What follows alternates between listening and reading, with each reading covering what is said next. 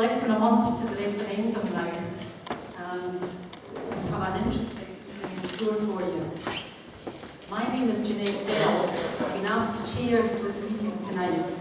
I have a business in Larbert, and I'm not a member of any political party, but I always believe strongly in the independence of Scotland. I'll introduce the panel to you in a moment. But just to let you know, the meeting tonight will start with each of the panel members speaking for 5 minutes on the case for independence. And thereafter, the evening will be devoted to your questions. I've just got to let you know the hall will close at 9 o'clock, so we'll be finishing just shortly before 9. And I believe you've all got a piece of paper on your seat, which the organisers would be grateful if you could fill that in before you leave. Okay, I will introduce the panel to you. Nearest to myself is Annabelle Ewing. Annabelle is an SNP for Mid Scotland and Fife. She's a lawyer and she specialises in areas of European law. Next to Annabelle is Cloughley. Connor is from Larbert, and he's a local student, and he is off to China to study languages. He's been heavily involved with Yes Falkirk and Yes Youth. Next to Connor is Dennis Canavan. I don't think Dennis needs any introduction in the Falkirk area. He's very well known. He was a former MP and SNP for Falkirk. And he's now you chair the Advisory Board for YesScotland. Next to Dennis is Dr. Willie Wilson. He was a co-founder of NHS for Yes. Willie tells me he's been in various things, various careers. I think you've been a doctor, you're lectured in pharmacology, you own a pharmaceutical company in Glasgow. So that's the panel. Could you give them a warm welcome?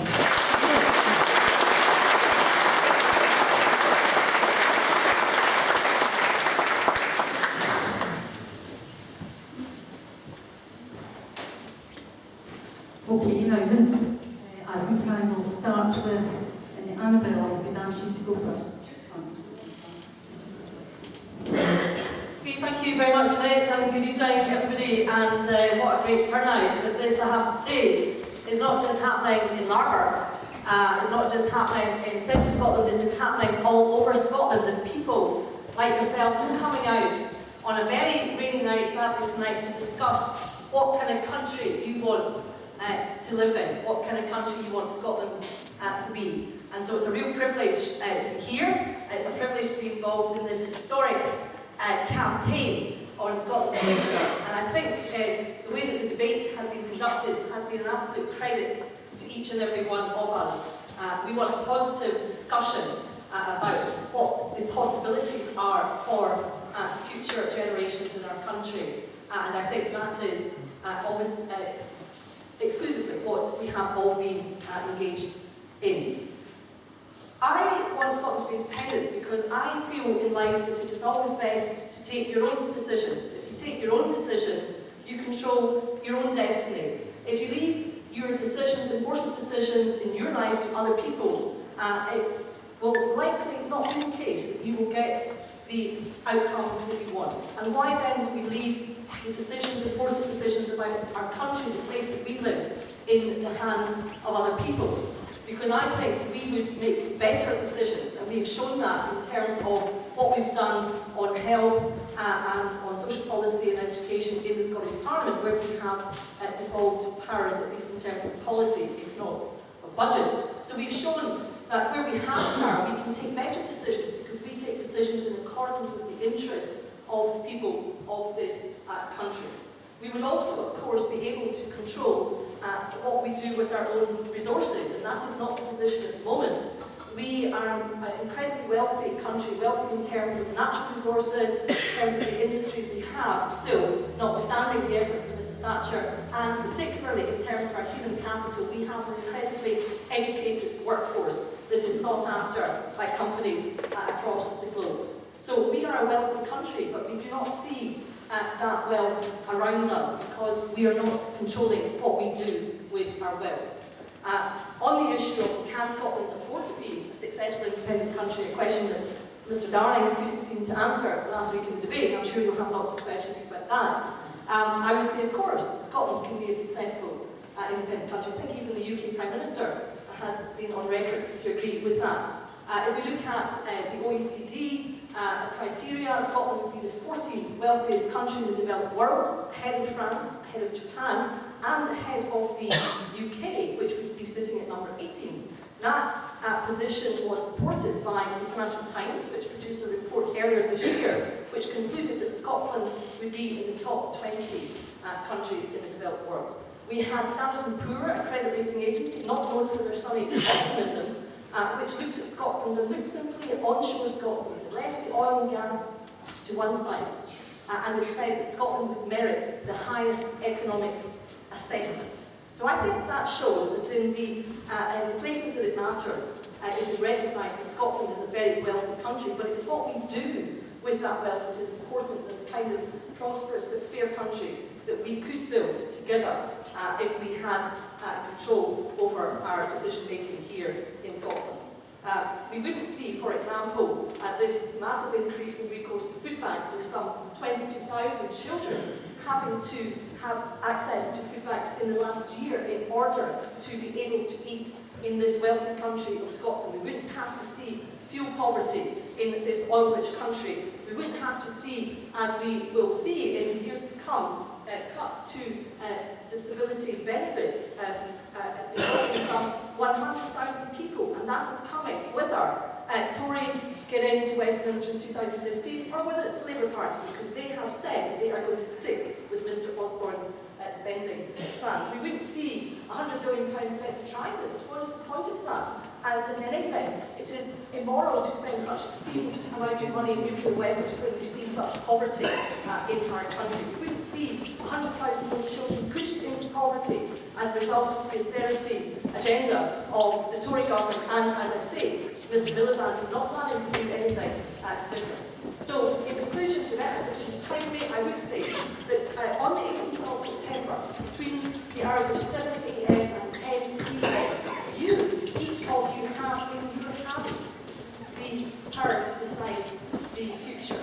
You have more power on that day than David Cameron, than the BBC, than the press barons, than the Lords, the Labour Lords, unelected, who sit in the House of Lords in London. You have that power, and I would urge you to grasp it, because this is one opportunity for Scotland, and it will never come again. So on the 18th of September, when you are poised with your pen, and I would suggest taking a pen into the polling booth, and you have your ballot paper, and the question is, should Scotland be an independent country?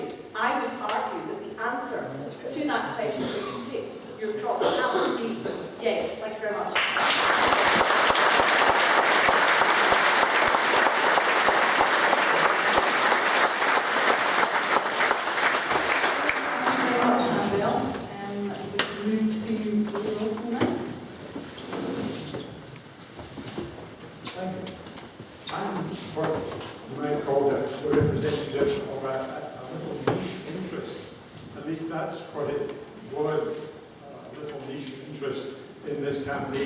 Until the last month or so. Suddenly, Yes for Yes, which started off as a one-man operation 6 months ago, got onto the front page of the Sunday Herald, and so we have suddenly become the flavour of the month. I want to give you a bit of background to this element of the campaign, and I'm sure there will be questions that will bring out some of the other elements that I don't have time to talk about.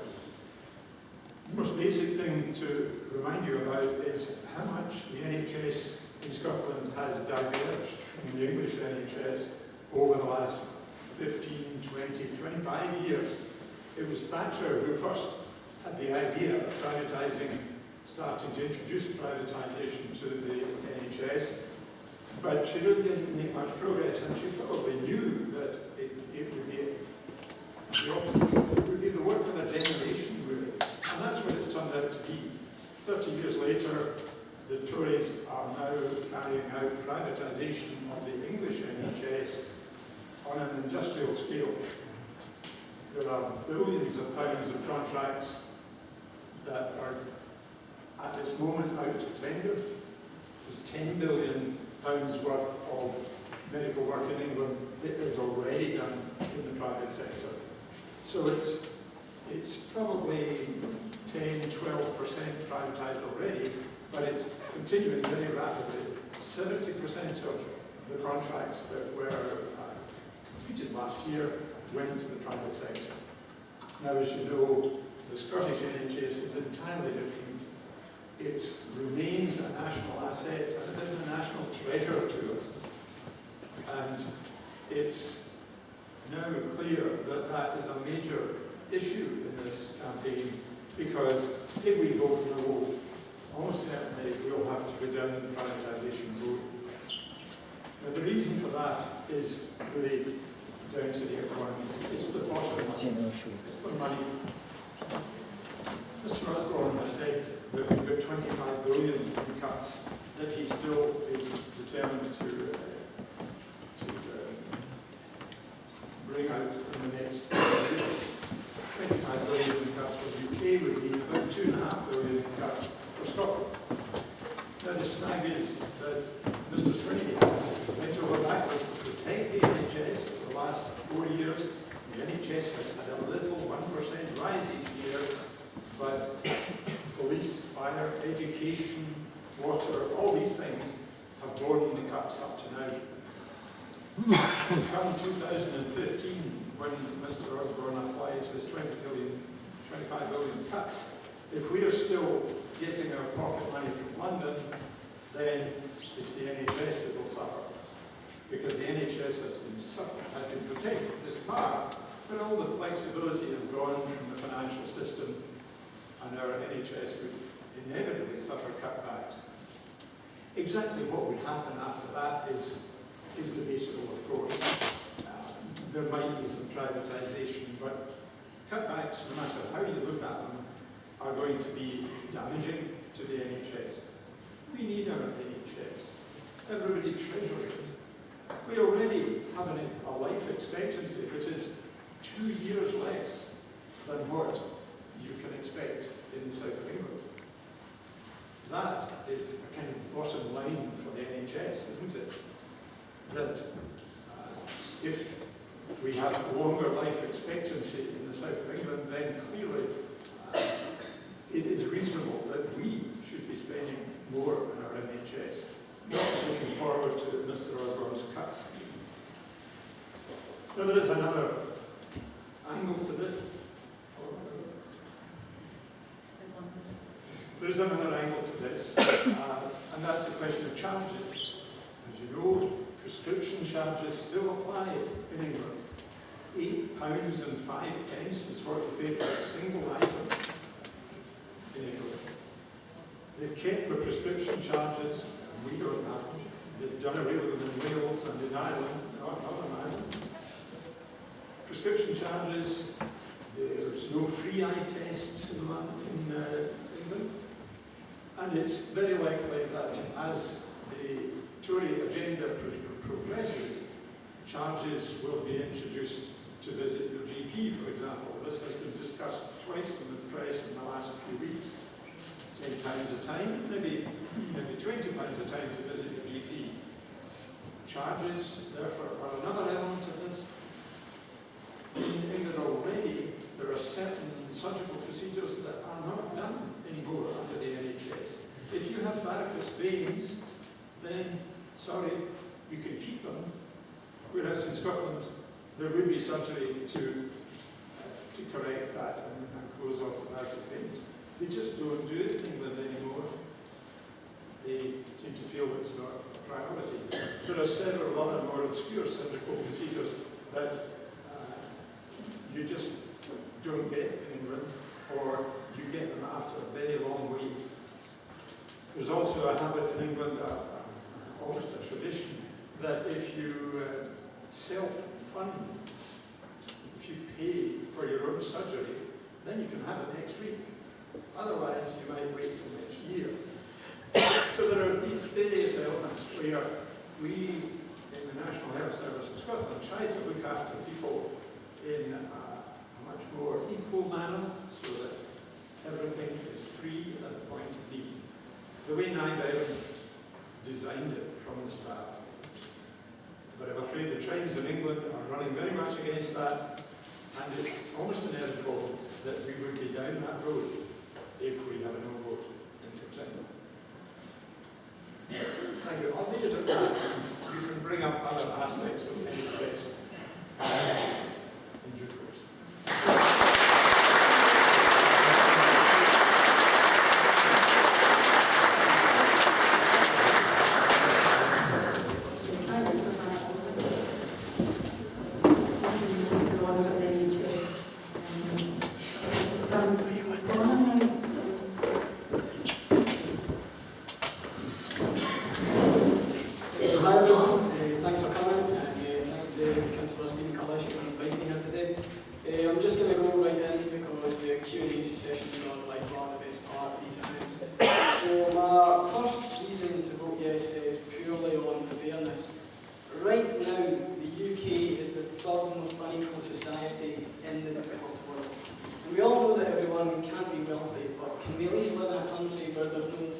Annabelle touched on this earlier.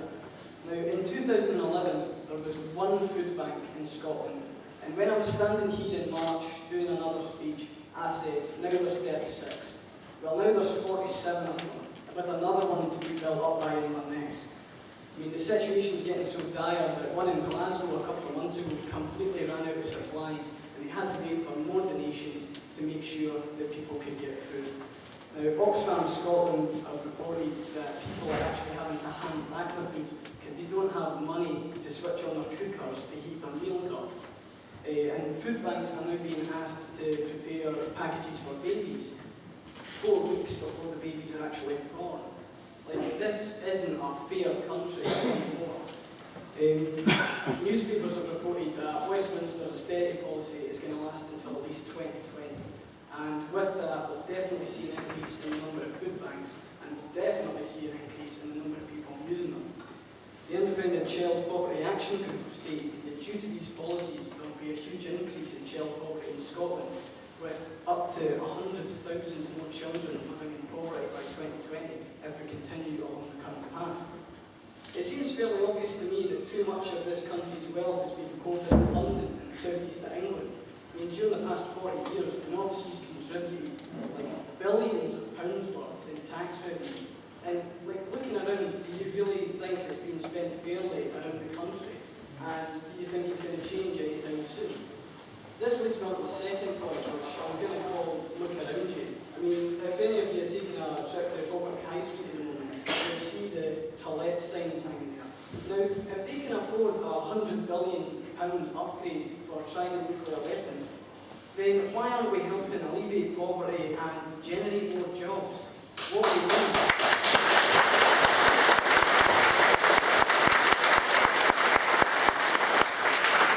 The Daily Records reported that up to 64,000 16 to 24-year-olds are actively looking for jobs but are completely out of work. And if they stood in a line, it would stretch from Glasgow to Stirling. We need a Scottish government that has all of the economic levers at its disposal to help generate jobs, and this is only achieved through independence. Dr. Wilson touched on this, but my third reason is we absolutely have to keep the NHS. There's no argument about it. Like, I've got 3 grandparents, and all of them are well over 70, and they've needed help over the recent years due to illness, and they've needed help from my parents and my aunts and my uncles. Now, watching my mum and dad over the years, I know that without the support of the NHS, it would have been a lot harder trying to raise a family. So, shouldn't we be trying to keep that type of support? And like Dr. Wilson said, the NHS is going in a completely different direction in England. Now, 49% of hospital beds in England are allowed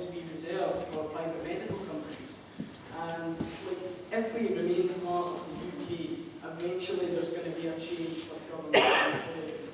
And that will spell the beginning of the end as we get a government that is no open to the idea of privatising our NHS.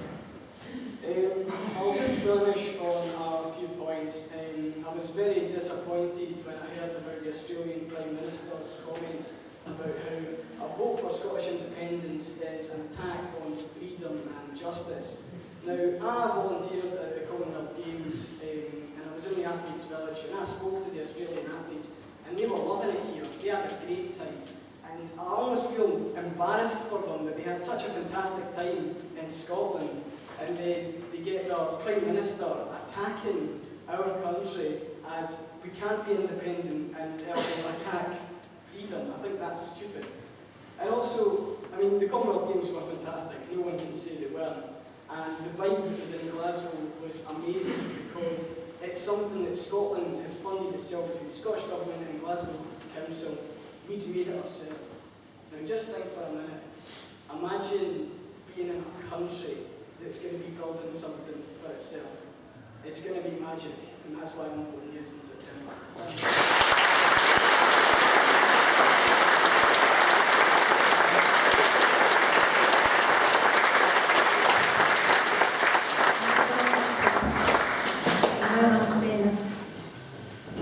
Thanks, Jeanette, and thank you all for coming along here to this important meeting tonight. I'm a convert to the cause of independence, and my conversion is based not on any emotional experience, but it's based mainly on my life experience, particularly on my parliamentary experience. I spent, as some of you know, I spent 26 years as a member of the Westminster Parliament, followed by 8 years as a member of the Scottish Parliament. I've been retired now for 7 years, and as some of you may know, retirement gives you time to think, time to reflect. And after a great deal of thinking and reflection, I have come to the conclusion that Westminster is completely out of touch with the people of Scotland.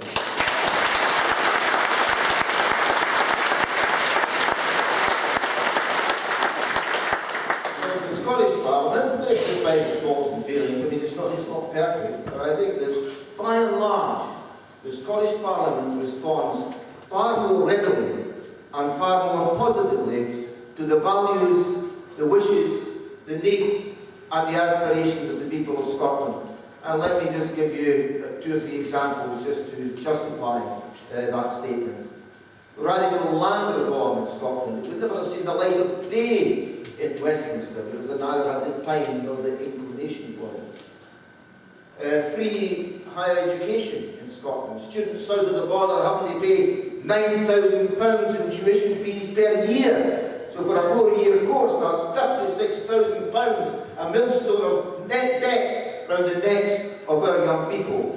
Whereas, thanks to the Scottish Parliament, university tuition is free. I can think too of the pastoral and care element, the nursing element of the community care for elderly in Scotland.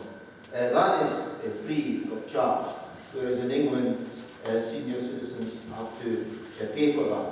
And as Dr. Willie pointed out, in Scotland we still have a National Health Service which is the property of the people and which is freely available to the people at the point of need, whereas south of the border is being increasingly privatised and people are now having to pay prescription charges of over £8 per item.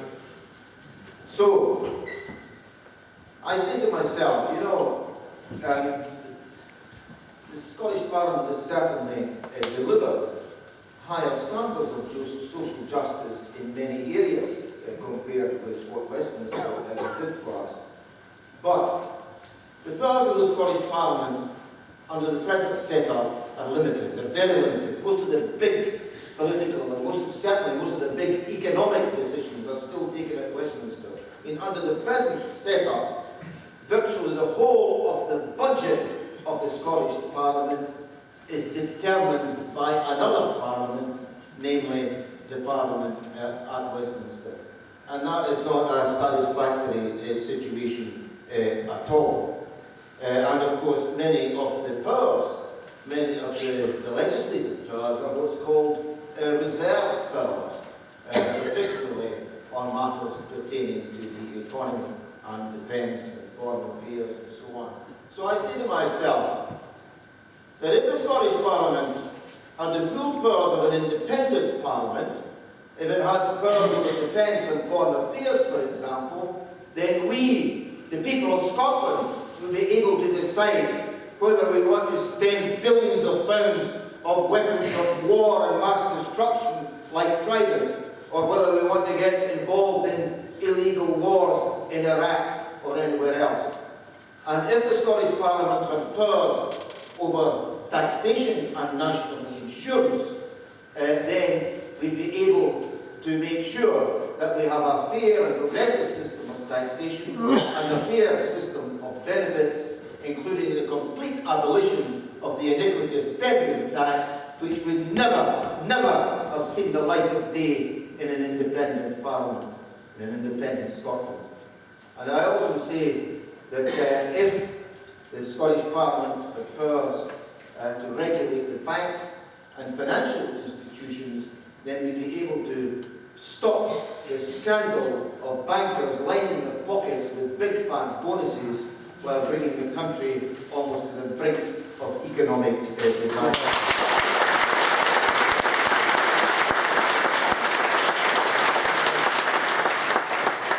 In short, I see independence not as an end in itself. I see it as a means towards building a better Scotland. Yes, a more prosperous Scotland, but also, as Connor said, a fairer Scotland, and a Scotland that will play its full part in the international community. Finally, may I just say this.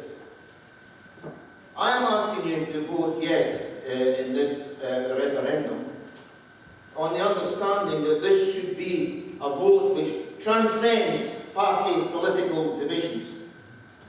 Voting yes is not a vote for the SNP. Voting yes is not a vote for Alex Salmon. Voting yes is a vote for a better Scotland. And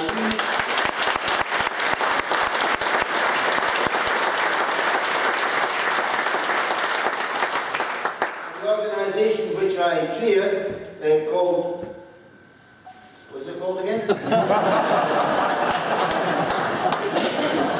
Our organisation, Yes Scotland, is a broad, comprehensive organisation consisting of people from various political parties and people, like myself, of no party political persuasion at all. And what unites us is our belief and our message. And our message we're going to take out to every single town and village and city and community and workplace and home in Scotland. And our message, our positive message is this. There is only by voting yes in this referendum that the people of Scotland are going to be empowered to build a better Scotland, a more prosperous Scotland, a fairer Scotland, and a Scotland that will play its full part in the international community in order to help to build a better world. So I say to you, the people of Larbert and Stennismuir, let's receive this message and let's send it across to the people in our homes, and let's win a famous and historic victory on the 18th of September. Thank you.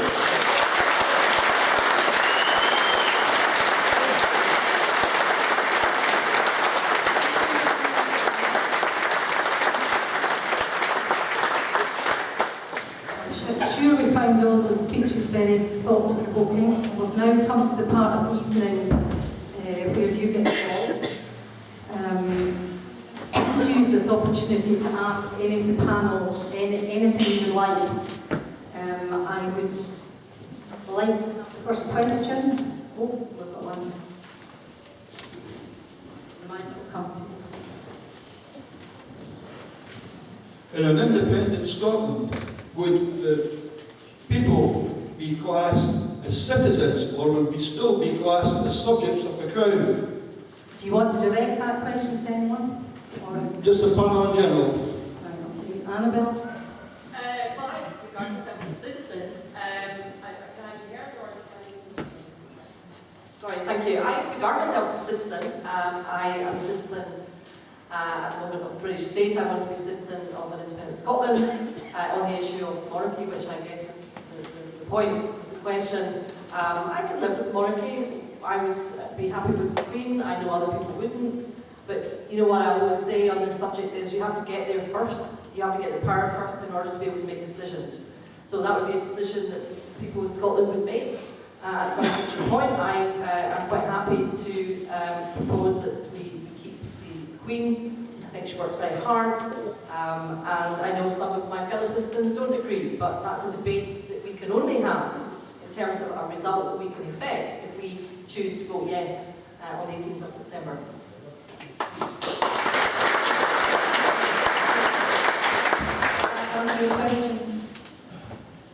Not really, it wasn't the point that the monarchy was making, it was the status of the people being citizens, because at present, under the monarchy, we are subjects. Okay, And there's a differentiation between the two. This all the time. Sorry, I know where you're going with this. But the difference in, as a matter of constitutional law in Scotland, I'm sorry to bring the legal perspective in as a boring lawyer, but the constitutional position in Scotland has always been that the King or Queen of Scotland has been the King or Queen of the people. They are there because of the will of the people and can be removed by the will of the people. That is the historical perspective from Scottish constitutional law. It differs down south. That's why people are Scotland and not the Parliament. Those are the elements that we should bear in mind in this debate because we already have sovereignty in our hands, or at least we will have on the 18th of September. Okay, I think Dennis may want to come in on this question. Oh, come on. Yes, I do believe in the sovereignty of the people, and as some of you may know, I have publicly declared that I would prefer an elected head of state. And that's just my personal opinion. I mean, I'd be quite prepared to accept the will of the people of Scotland. If they want to continue with a monarchy, then so be it. Okay, can we have another question, please? Sorry. I would just like to add that the difference between Scotland and England is in some ways very important, that in England the Parliament is given the supreme power. I think Annabelle would agree with that. Whereas in Scotland the tradition is that the people have supreme power. And what I like to say to people on the doorstep is, after you're independent, your vote will count for 12 times more than what it counts for at the moment.